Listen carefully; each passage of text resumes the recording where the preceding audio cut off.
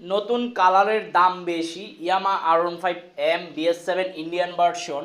বাইকটি কিন্তু নতুন কালার চলে আসছে। নতুন বলতে আপনার ব্ল্যাকের সাথে আপনার সিলভার প্লাস ব্লু তিনটা সংমিশ্রণে বাইকটি করা হয়েছে। এটা কিন্তু দেখতে খুবই ভালো লাগে, কারণ আপনারা সবাই জানেন ব্ল্যাক কালার বাইকটি কিন্তু সবারই কম বেশ পছন্দ।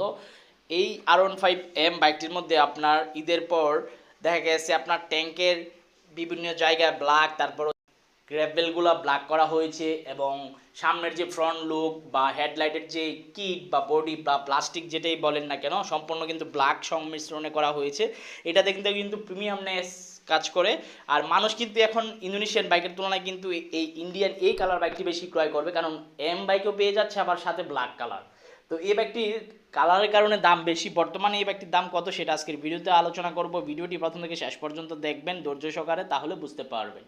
চলুন কথা না বাড়িয়ে ভিডিওর মূল টপিকে যাই।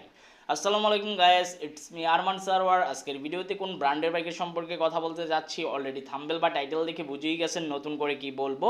তবে এখনো পর্যন্ত যারা আরমান সারওয়ার ইউটিউব চ্যানেলটি সাবস্ক্রাইব করেন নাই, তারা অবশ্যই আরমান সারওয়ার ইউটিউব চ্যানেলটি সাবস্ক্রাইব করে ফেলবেন, যেন পরবর্তী আপডেট নোটিফিকেশন পেয়ে যান। বন্ধুরা, এই ইয়ামা R15M এই নতুন কালার বাইকটির বর্তমান দাম চাইতেছে 5,85,000 বা 80,000 টাকা। এমন প্রাইস কিন্তু সারা বাংলাদেশে আনঅফিসিয়াল শোরুমে চলতেছে। আর ইন্ডিয়ান যে R15M BS7 রেগুলার যেই কালার বাইকটি, ওটা কিন্তু আপনার 5,60,000 টাকা হলে সেল করতেছে।